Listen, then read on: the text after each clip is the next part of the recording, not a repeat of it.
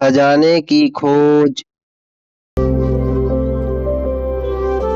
एक गांव में रामलाल नाम का एक किसान अपनी पत्नी और 2 बच्चों के साथ रहता था।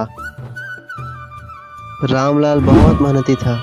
वह दिन भर खेतों में काम करके अपने परिवार का पेट पालता था।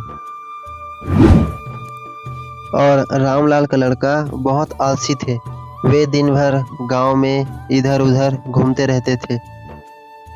एक दिन रामलाल ने अपने पत्नी से कहा, अभी तो मैं खेतों में काम कर रहा हूँ, लेकिन मेरे न रहने पर ये बच्चे क्या करेंगे? इन्होंने तो कभी खेत आए ही नहीं, खेतों के बारे में कुछ इनको जानकारी भी नहीं है, कैसे करेंगे? फिर रामलाल की पत्नी बोली, सुनिए, आप चिंता मत करिए, ये भी एक दिन आप ही की तरह काम करेंगे, मेहनती बनेंगे। दिन बीतता गया, फिर भी उनके बच्चों में कोई परिवर्तन नहीं आया। एक दिन रामलाल काफी दिनों से बीमार पड़ गया। रामलाल ने अपने पत्नी से बोला, जाओ बच्चे को बुलाकर मेरे पास लाओ। फिर रामलाल ने अपने बच्चों से कहा, बेटा, मुझे लगता है कि अब मैं नहीं जी पाऊंगा, मेरा समय आ गया है। तुम दोनों को मैं एक राज की बात बताता हूँ। मैंने अपने जीवन भर का जमा पूंजी अपने खेतों के नीचे दबाकर रखा है। मेरे मरने के बाद तुम दोनों भाई वहां जाना और खेतों का खुदाई करके उस खजाने को अपने घर ले आना और दोनों आपस में बांट लेना। उतना कहकर रामलाल मर गया। अगले दिन उनके बच्चे खेतों में जा करके चारों तरफ खुदाई किए, जगह जगह उस खजाने को ढूंढे, लेकिन उसे खजाना नहीं मिला।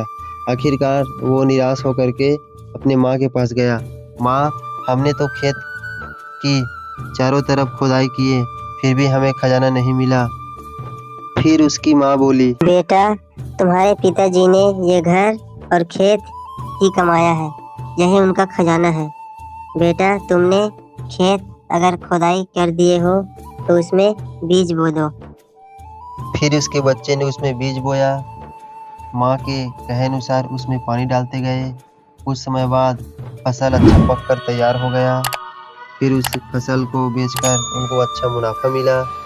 उस मुनाफे को पैसे को लेकर वह अपनी माँ के पास गया और माँ को पैसे दिए।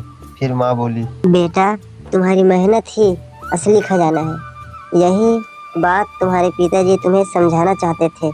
अगर आज वो हमारे साथ होते तो बहुत खुश होते। इस कहानी से हमें यह शिक्षा मिलती है कि हमें अपने आलस्य को त्याग कर कड़ी मेहनत करना चाहिए और हमारी मेहनत ही असली दौलत है।